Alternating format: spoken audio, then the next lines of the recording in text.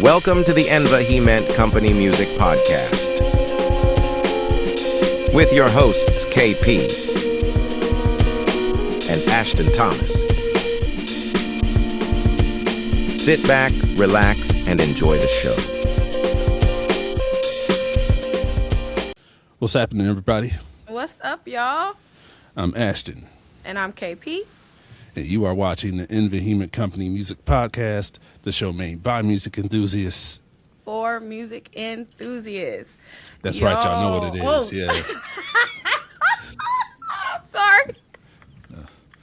I'll say, let's keep this. You want to keep it? I was now- just so for now, excited to take- introduce her. Oh, no, that's fine. Okay. Today, y'all, we are joined by an incredible artist all the way from Switzerland, singer, songwriter, producer, multi-instrumentalist, Miss C-Line. We are so happy that you are here. Thank you so much for joining us today and having this conversation all about your music and your journey. And we are just excited to really talk to you about everything. How are you? How is it over there in Switzerland right now? Yeah, it is beautiful right now. It is really since a week the sun has been out and it's warm. People are out and it's just great. Great energy right now. Love that. Yeah. Yay. Thank you so much for being here. Thank you for having me. I'm so excited. For sure. All right, so we're just going to dive in straight into the questions. So starting off your musical roots, were you taking any formal lessons? Like, who were you listening to? Who were you influenced by? Just give us the whole rundown of how you got started in music. How much time we got? Because it's a We lot. got time, girl. It's a lot. I got some time. I mean, starting off early on, mainly with European classical music, because my parents are also classical musicians. So my mom studied violoncello back in Moscow in Russia, and she came to Germany where she met my father in an orchestra. So that's the backstory. And I was born and raised within a musical family, which is a super privilege to have, because music was already, there was a certain importance to music growing up for the whole family. And obviously, European classical music, it's a stricter musical path, a lot of musical education and a lot of practicing. I used to practice mainly the piano and violoncello. So these were my two main instruments when I was younger. And my mom was my teacher.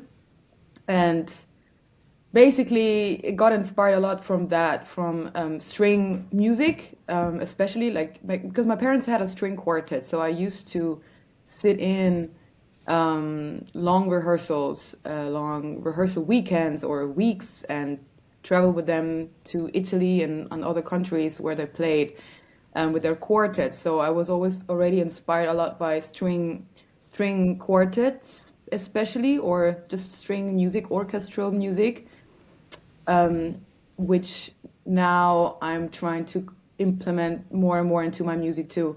So that's where the circle finally closes. But when I remember when I was 10 years old, we just moved to Switzerland because I grew up in Germany and I was born and raised in Germany. Then we moved to Switzerland, and I remember being introduced the first time when I was 11 to Erykah Badu, Lauryn Hill, and Black American music. And that was the turning point for me, because I didn't know there was other music out there. You're so young, and so you're so influenced by music that is played on the radio, of course, in Europe. And especially, being very young and exposed to mainly classical music, that was the main source I had. And then once I got into that and into YouTube, I started exploring, legends like Lauryn Hill. And Lauryn Hill, I would say, was one of my biggest influences and inspirations because of the rap, the poetry, the singing as well. I would love the movie Sister Act as well. And that is kind of where it all started for me, to really get to know or learn about a different culture, learn about different music that is so deep and very just very, yeah, soulful, very deep, and has a very deep poetic meaning as well. And you can feel the vibrations and all of that. And so somehow this music really changed my whole musical path. And then I got obviously into the Roots, Jay Dilla, Common. I love Biggie, and I got into hip hop and rap, and I was like, wow. I was just so amazed by the poetic and the writing, how the minds work, because it's just so, it's just, I don't know, I've just found it very, how do we say, yeah, meaningful. It touched me at that time very much. And I remember, like, I didn't know English, right? Back then. I just listened to the music, and I was inspired by the warmth and the melodies and the just the way Erica would sing or Lauren would sing and translate their emotion in music and so on. So just that very musical way was first, and then once I got into lyrics and once I started to translate the lyrics and got into rap and like, oh my God, and how it would work, and that's how I learned English actually, through Wow. rap. Oh, So I would just translate lyrics one by one, every lyric. I don't know, Q-Tip, I would listen a lot as well, and I would listen to Mos Def and Common and all of these. So I would just translate the lyrics, and I would be like, oh, what does that mean? Oh, that means that. And so that's how I started writing rap as well when I was 12, just to get to like rhyming some stuff together in English, you know, trying to figure out the language, trying to figure out what they were saying. And that's how I got into the beautiful big palette of black music. And yeah, it's just that's how it started. And then because of Jay Dilla and knowing that he used a lot of samples of course, funk music, soul music, 70s, 60s, jazz. That's how I got into jazz, and that's how I know, oh, that's where the music is coming from.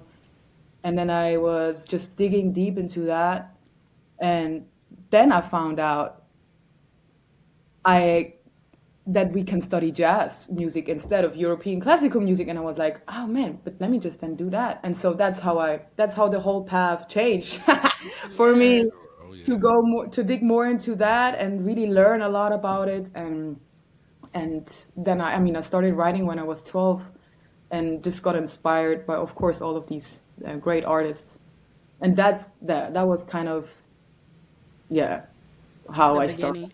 Yeah. I love that. Like, and one thing I really like respect about you is that you're not just like a vocalist, but you're also like producing and building the sound yourself. So, how did you get into producing? Was it, Jay Dilla and just watching a lot of the, like you said, I know you said your parents are musicians and things like that, and you've been writing since you were 12. So, what got you into like production and engineering, things like that?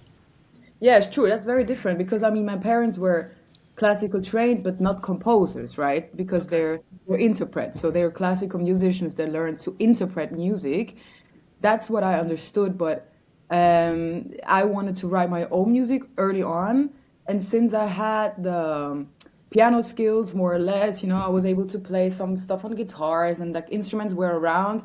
I used to improvise a lot already early on, just like doodling some sounds and just singing melodies. And I knew that, just by hearing a lot of music. So improvisation was already the beginning of me understanding that, there's music that I have in my mind or that I imagine singing, writing that maybe doesn't exist yet that I can come up with or like that I can produce and make. And so obviously, since I was a lot inspired by groove based music, then I was thinking, okay, how do I get into that? How do I make beats? And then Jay Dilla, of course, was like probably the biggest inspiration.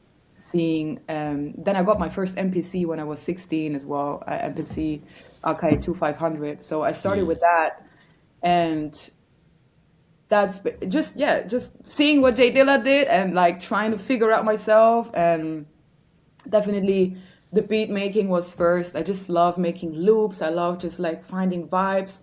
and I used to not use samples. I used to just play my own instruments, make my samples. Yeah.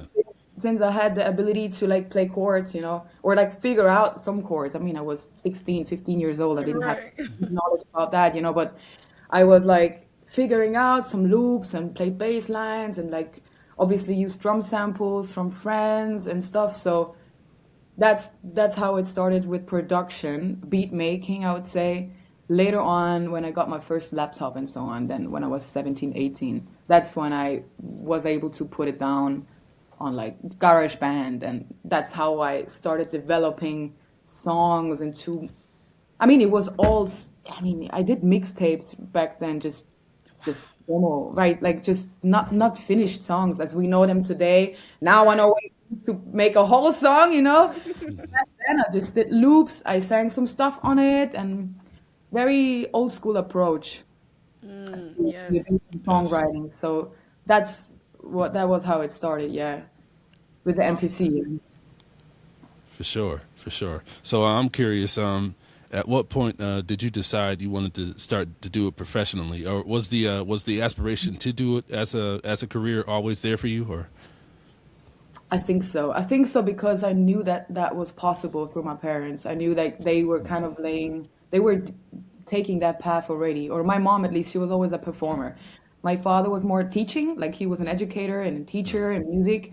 And my mom was also teaching, but she was mainly performing and wanted to pursue that career as a performer on stage. So I knew, that's a thing. And, my parents do it, so I guess I do it as well. I think it's very much stepping a little bit in the footsteps of my parent or my mom in that sense, like wanting to perform on stage and like seeing that is a lifestyle people can have. And my parents were, I would say, very supportive in that dream. They wanted me, of course, to be a classical musician at first because they also didn't really know about black music. It's like, they were so into European classical music, of course, and they didn't really know about everything else. Very Eurocentric. Right. Mm-hmm. Very much. But yeah, that's how they grew up. So and then I guess I wanted to make music, and that's all I wanted. And that's what you do. All So I wanted, really. Yeah. so do you classify yourself as like a neo soul artist? Like, you do so many things and, you blend so many different styles. It's very hard to say. It's very hard to say because also knowing that it's not my culture where I come from, it's a bit weird for me to take this label for myself. But I'm heavily influenced by neo soul and R&B and hip hop. So I would say if we have to market it, I would probably call it neo soul and alternative R&B, somewhere in between there. Because I still rap and I still write. I still love to rap and write poetry, and if I have to say more, it's usually in form of rap. So then there's the hip hop. I don't know. People are obsessed with dividing these genres, where I'm rather like, I don't know, Combining them. it's black music. So Yeah, I because don't. they do everything. Like you Yeah, said, Jill. Like Jill loves to rap and do poetry and sing and all the things. And then Lauren Hill, like a lot of you're right, a lot of black artists and neo soul, they do the same thing, right? They blend all of these different yeah, things together. yeah. I definitely call you a soul singer for sure. Like I love as soon as I heard you, I was just like, oh my gosh, like this is so like neo soulish, and then jazz, like you blend like so seamlessly. I was like, oh my gosh, like this is just like delicious. Like So much. I love it so much. So yeah, definitely. I just wanted to know like, how you perceived yourself, because I know if you look online, they're like neo soul Yeah, artist. yeah, yeah, for sure. No, for sure. Actually, I'm curious to know because, like, I feel like in Europe or especially in Switzerland and Germany, like, these genres are not very. Um, there's not a big community, right, for these genres here in Switzerland and Germany. It's rather very niche. So I was actually wondering, like, how are artists like, for example, Erica or I don't know, even Jasmine Sullivan. Um, they're switching in between genres. I mean, how is it in the US? Like, do really divide these genres still, or is it what? How is I it in the I think US? for Actually? like marketing purposes, they do separate genres. So you have hip hop, you have R&B, you have Okay, so neo yeah, soul, jazz, but they still kind of like. But when you listen to albums in entirities or just songs, like mm, they're mixing them. Like Jill Scott just right, came out with an album. She's singing and she's also rapping on the same yeah, song. So exactly, yeah, you get what I'm Mhm. saying? Like there's a lot of that. But I think again, like I said, just for marketing purposes, they will yeah, separate you into genres for like billboard purposes and whatever. But definitely, especially when you're talking about black music, there it's mixed. You're gonna get jazz, some hip yeah, hop. You talk about Jay Dilla and Q-Tip. He was one of the first people to blend jazz with his hip hop and things like yeah. that. So Mhm. yeah, it's a mixed bag over And it felt here. like it was always probably that way, and it was always meant to be already like going further and mixing, I guess. I don't know. I'm just wondering, like, yeah, of course, yeah, the industry tries to sell and market and Right.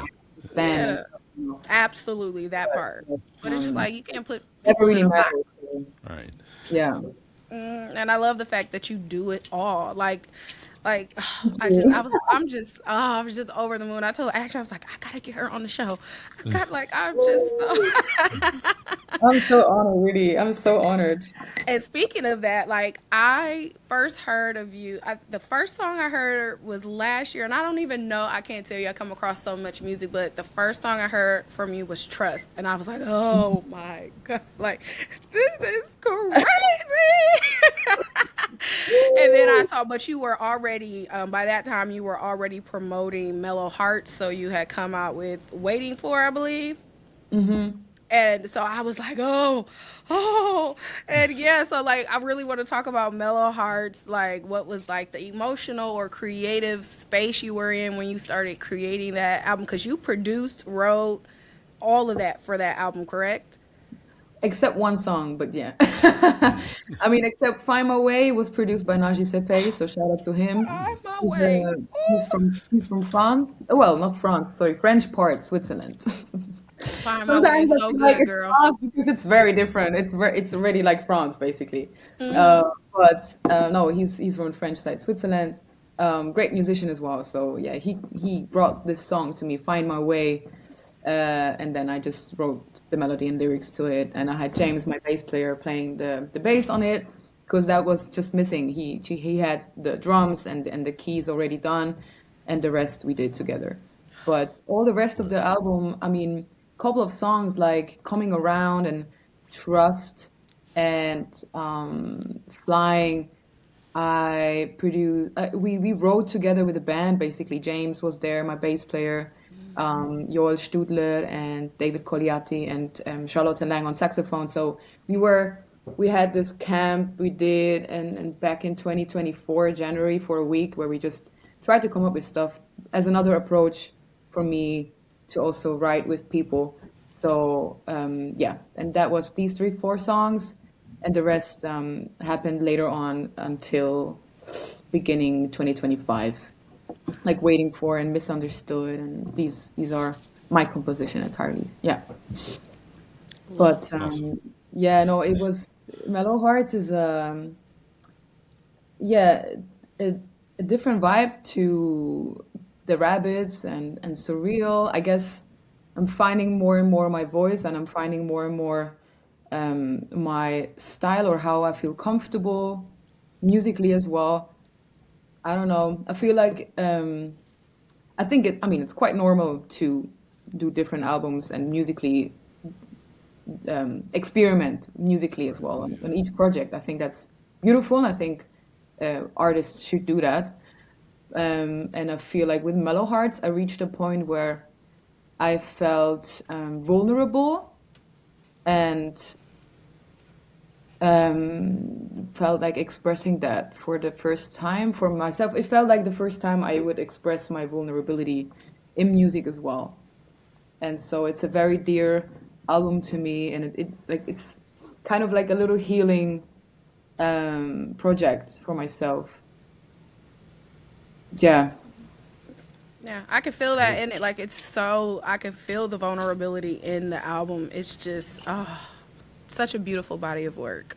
Thank you so much. Really means a lot. Sure. Well, there are a few tunes that I would like to talk about, and I'll say this: if I'm way off in my assessments of these tunes, please feel free to correct me. So I'm allowing myself to put to be on the chopping block at this moment. But Do that. Do that. so the song "I'll Be All Right," I think the vibe that I got from that, the instrumental depth of it, kind of took me back to Terrace Martin's early records with him and Kamasi Washington and James Fauntleroy and everybody, like the real West Coast kind of thing. Was that the influence you were reaching or trying to get through with I that gotta tune? say, yeah, I gotta say this one was mainly produced by Bernard Lama. So he wrote the music, he wrote all of it. I really literally came already quite late in the process into that. He just sent me the song. I wrote my part, like my lyrics and melody. But I would say, yeah, it's definitely heavily influenced and inspired by Terrence Martin and the West Coast vibe. And I like that he's experimenting a lot with like he's a drummer, so he's experimenting a lot with drum sounds and drum recordings, and he's also working at the same school where I teach as well, and so that's how we connected in a way. I think, yeah, there are. I mean, I think he played most of it. There's on guitar Andy Allenbach, and there's Maurice Storrel on saxophone, and that's it. He mixed it, he mastered it. He's a mixing engineer as well. So he's like he put most work into that song in that sense. Yeah, Oh he yeah. wrote. I cannot really talk about the musical approach there, unfortunately. Okay, gotcha. All right, then another song that I liked, "Infinite 2." I think that reminded me of how D'Angelo had the whole orchestral intro on the song "Really Love," Ah, because remember. that really that resonated with me in that regard. So would you say you kind of took from that influence on that song, or? Not directly, I would say. Actually I forgot about the song and I heard it back after the album again. I was like, damn, yeah, that's very similar. I mean, I would say at this point, fuck. So sorry if I swear. No, you're good. They cuss on here all the time. Oh, yeah. I mean, like when so many things suddenly make sense and like come up and you're like, oh my God, that's where I got it from. Like, so at this point, I've heard so much music and obviously I keep it somewhere in the back of my head and sometimes I forget and then it comes out in different ways and I'm like, damn, yeah, that sounds very similar. And I realize it later on or after it's out and stuff. So yeah, sometimes it's very confusing to put stuff together and realize what actually happened, especially in a writing process. Usually I'm not sure what's happening. It's, it's happening and then it's done and I'm like, oh, okay, let's work with this. Let's see. And but yeah, I mean, for sure. The thing is, Infinite 2, the thing is with this song, it's actually almost 10 years old because it started off with another song and it was it's a weird story. So this song was called What a Man Does for a Woman 6 years ago. Different lyrics, a little bit different melody, but literally the same composition. I wrote that song because, and it's not a crazy story, it's literally I owed it to a guy because we were he was a tattoo artist and I had done this tattoo and he was from Venezuela and he traveled in Switzerland and he came to tattoo and so I did this tattoo and then we just talked, we had a very long talk about music, life and everything. He was just a great guy and then I don't know, he had this idea and in a sense I was like, oh man, I wish one day I could just tattoo somebody. And then he was like, well, do it now. And I was like, what? And so basically he just pulled his leg out. He was like, try. And I was like, but I mean, what do you mean? And then he just let me fucking tattoo on his leg. And I was like, okay, I'll take the offer. I mean, it's your risk. You want it. And so then we were kind of like laughing and talking, saying, man, what a man does for a woman, like, oh my God, all we do to impress a woman, blah, blah, blah. And he was like, you owe me a song now. I was like, okay, sure, whatever. So that's how the song actually, that's how it was born. It took me 2 years to finish it because I was like, he will forget it, but he didn't. That is He came back to me like, where's that song? Where's this song you promised me? And I was like, okay, fuck, I will write it. Shit. So I wrote it. And then it became a whole ballad. And it became, because I thought, it was going to be a funny song. But then somehow when I was writing it, and I was like, damn, I don't know, it just felt intimate and stuff. And it became a whole other purpose. It was not about him anymore. Obviously, it was like about generally like the relationships and love and sacrifices and compromises and stuff. So it became a ballad. But then I played this song. I'm talking a lot, I'm sorry. No, I played this song for like 7 or 6 years live with my band. And then I was like, I can't stand this song anymore. I hate it. And then I was like, okay, you know what? Because I love the groove. I love the 6/8. I love like the very slow, I love that. And I was like, I want to have a song like this in my set, but I don't want these lyrics anymore. I couldn't relate to the lyrics anymore. So I was like, let me just write new lyrics. So I wrote completely new lyrics, and I dedicated the song to my today's husband, who is Venezuelan, which funny. What the hell? I didn't know you were married. That's cool. Things go together, I don't know. It's so crazy. So then basically we married on the 8th of February. And so Infinite is the lying 8, and to us, but also February 2nd month. So I was like, yes. Infinite 2, Infinite us, and we married and made a commitment, and we're together, we're a team. So I just dedicated and wrote the song about him, and our beautiful connection that we have, and that's the song. And it became that song, and I was like crazy. From all of this into that, so... I love how it evolved. Sure, yes. Oh, that is beautiful. Like, I just love how music is fluid like that, and you can like change and you can evolve it. And exactly. It just blossoms into this, and it may change again. Like, I really love that. That was really dope. Oh, yeah. It was the moment I realized I have free will. And I was like, I can just, it's my music. Like, I can change it whenever the fuck I feel like it. I'm like, what? Period. I can do it. It's mine. So I'm like, fuck it, I'm just gonna write new lyrics, Fuck. I'll keep the song. I just redefine it. So I was like, man, that's powerful. I'm like, how did I not get that before? Yeah. That's very powerful, actually, and I really hope that more artists hear this and be like, I do have free will to do this with things that don't resonate anymore or whatever, and I could just check. Yes, because you're one of the first people to come on the show to say something like this, honestly. Like, I don't think I've ever heard anybody say that they've done this. I don't think I've realized it before either, really. I was like, damn, fuck. I know probably like, older artists like Marvin Gaye or something like that. Like, I'm pretty sure like they've done that and reimagined things and whatever. But like in this newer age, you rarely hear people like change things up in that way. So that is like super dope. I love that. Oh, that is so fire. Then one more song. Yeah. Which is my favorite of yours, Purple Love. Oh my God! No way. Yeah, I just love how the enchanting vibe of the song, and then you rapping on it. I'm like, wow, because that was I didn't know you rapped until that point. That's when I'm like, okay, I love the feel of the song. The rolls, the keyboards, and coming in and everything, and then you start rapping on it. And I'm like, yes. So what were some of the? I mean, you probably already alluded to it, but what were some of the influences for that particular song? Wow, you're pulling out you have a deep girl. You have a feeling for these things. I swear.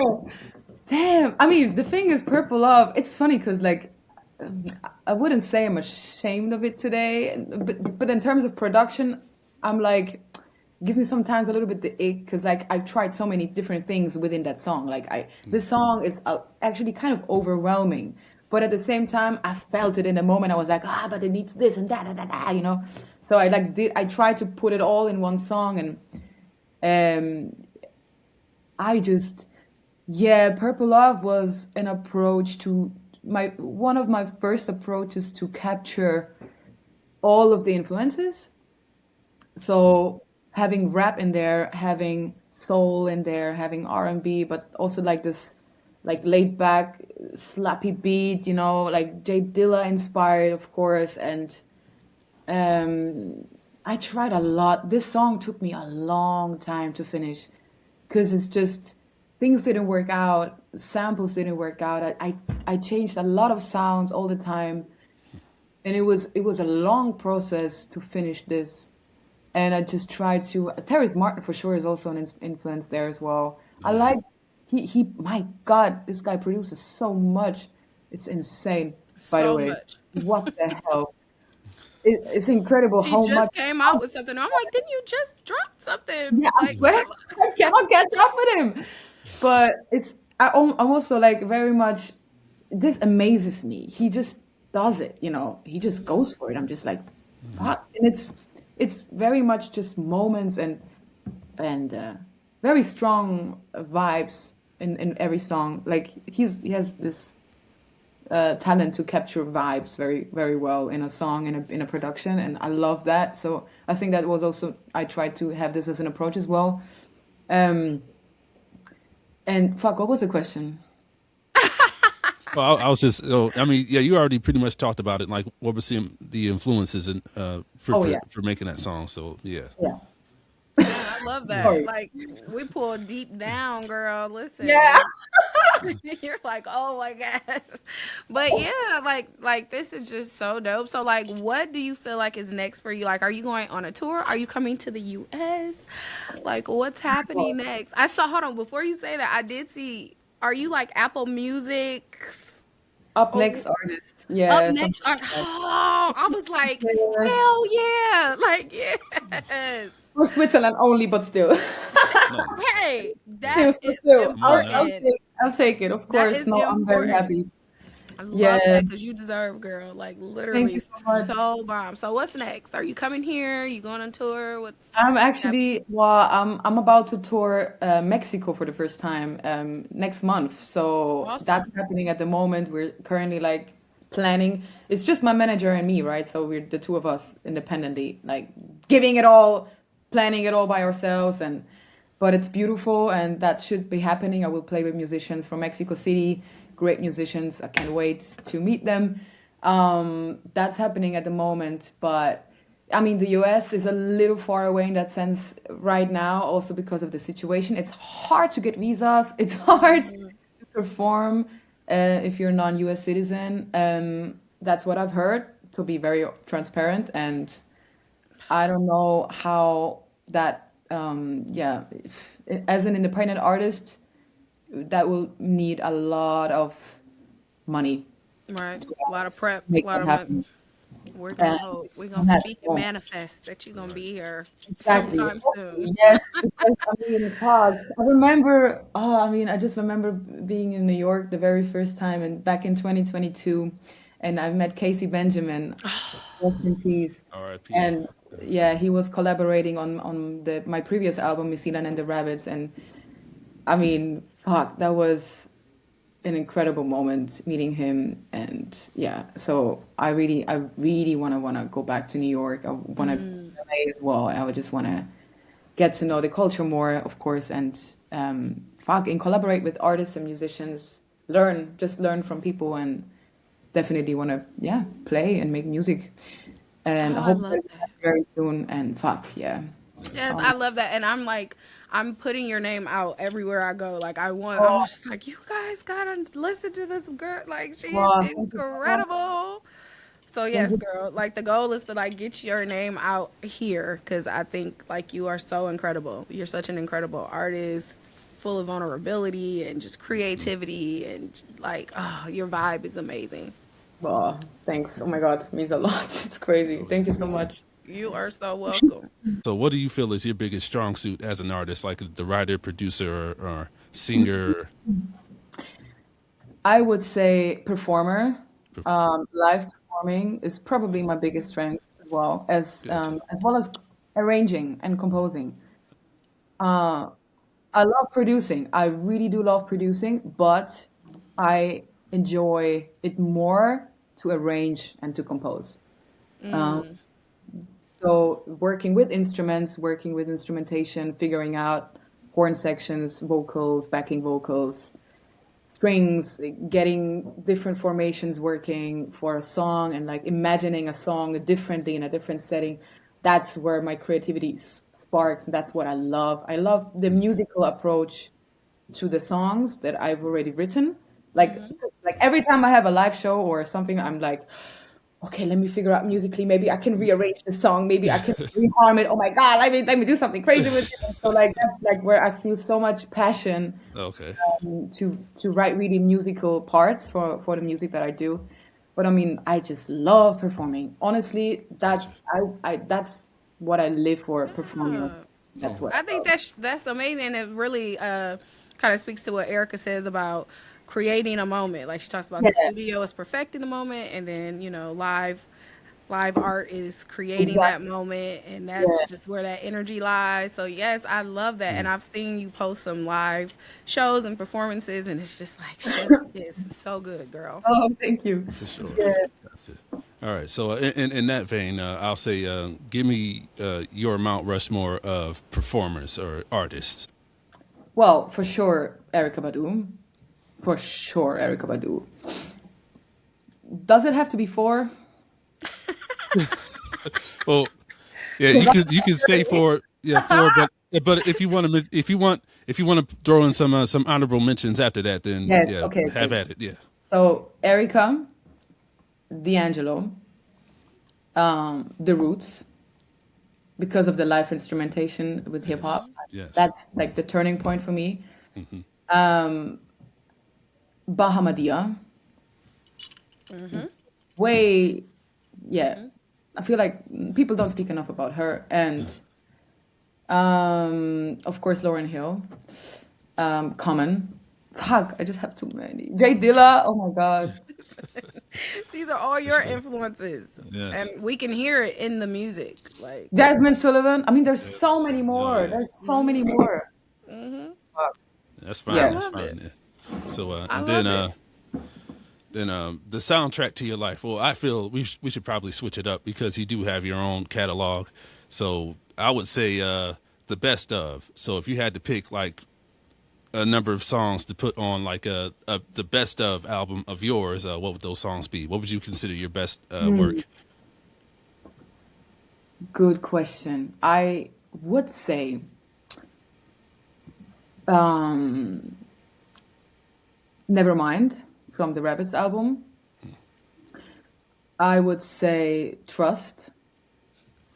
I would say Waiting for, Find My Way, Misunderstood as well. Very, very happy with this song. Very proud of that song too, because that was the most vulnerable song I've ever written. So I'm very proud of myself that I did that. And then Squeezed, like the trilogy from the Rabbits album, Push Down, Squeezed, and Last Drop. That's where just a lot happened in that very moment. The improvisation in Squeezed was originally 10 minutes long, and we cut it down to yeah, five or so, four or five. We cut half of it because it was just too Oh much. my lord. But it was like 10 minutes of me screaming around, improvising, and like letting it all out, and everybody was in the same. It was just magic. And so yeah, this goes in for sure as well. Squeezed.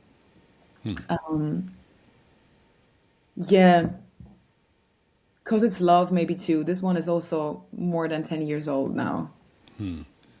Same, yeah, same like Infinite 2, same time when I wrote it. Gotcha. I love that. Like, so I always like to ask, what advice would you want to give young independent artists trying to come up and do the same thing, especially like you who didn't grow up hearing certain music but fell in love with certain genres outside of the box of outside of the norm. So what Yeah. advice would you give those artists? For me, what really changed my perception of music was knowing the backstory to it. So I would advise artists to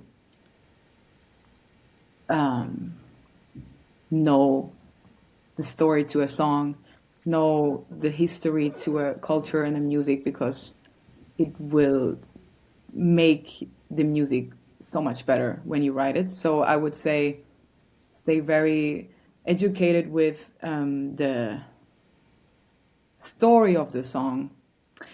And I feel like it's all about storytelling after all, musically or lyrically. So I would focus on these two and practice and perfect it, and then it will be great, because then there's no, it cannot not be great. If you work on a good story, if you work on a musical and you have an intention in music and you work on that and you learn how to translate these emotions and the intention into music, then it just can be great, I feel. So I would say focusing on that makes every artist great. And yeah, of course, believing in yourself as well, but I feel that will come once you know and understand how deep music is and how the depth has to be for each song. That's my perception. Yeah, because I don't see music as entertainment. I really see music as a way of expression only. So for me, it's like, as soon as music is there to entertain people, I don't know if it serves the purpose of music, but I understand if there's an audience for it, and I understand if people like it. But I feel if you want to be an artist, maybe there's more to it than just entertainment. Absolutely. Sure, There's yes. vulnerability, there's depth, there's those things. It's not just popcorn music, is what we like to call it, right? Like Yeah. Yeah. elevator music you walk around the store and listen to. It's like Yeah. something that sits with you, changes you really. So Exactly. yes. Oh, this was beautiful. Chef's kiss. All right, so Ms. Eline, we just want to thank you for taking some time to join us and be with us and allowing us to talk to you and just get more information about you and just learn more about you. This was a lot of fun, you know. So Thank you so much. we had a ball. We had a ball for sure. Had a ball. I'm gonna have to come to Oh Switzerland my now. God. Yeah, guys, you have to come to Switzerland. Please, Yes. come you there. I'll host you gladly. Like, Oh, no, really, like, for sure. I'll say this: I was actually supposed to tour there in Germany. That was back in Oh, April of 2020, but the pandemic happened, so we had to shut that down. So yeah, was it gonna, that is was it a gonna bummer. be rescheduled, or is it at the moment not really sure? They said they would reschedule it, but I guess they're still working on it. I don't know. Yeah, it's been, We manifest that we'll be out right. there. We No, gonna for come sure. out. Yes. Listen, I have quite a few friends over in Europe anyway, musicians, artists, and whatever. So like, listen, I would love Yeah, to be like, Miss C-Line, I'm headed your way, for girl. sure. Oh, that would be amazing to see you both.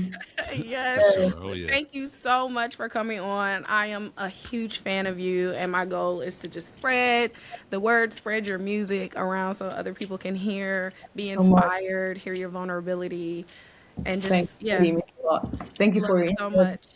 For Really. sure. All right, y'all. This has been another episode of the Infared Company Music Podcast, the show made by music enthusiasts. For music enthusiasts. That's right. Miss Line, help us wave goodbye to everybody. Thank you so much for having me.